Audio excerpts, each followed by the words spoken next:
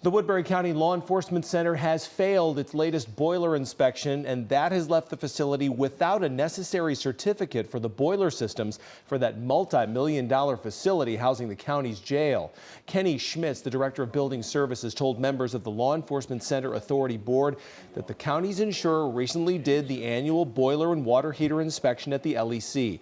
During the inspection, inspectors said the boilers didn't pass because of, quote, operational problems with alarms. So the LEC didn't get that new certificate. The old one expired October 31st.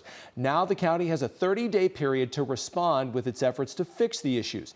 Schmitz shared that since learning of the inspection failure, he's reached out to C.W. Suter to look at the boilers. The LEC Authority Board's newest member, David Dietrich, asked what happens if the boiler doesn't have a certificate. And Schmitz said he's, quote, never been in this situation before, end quote.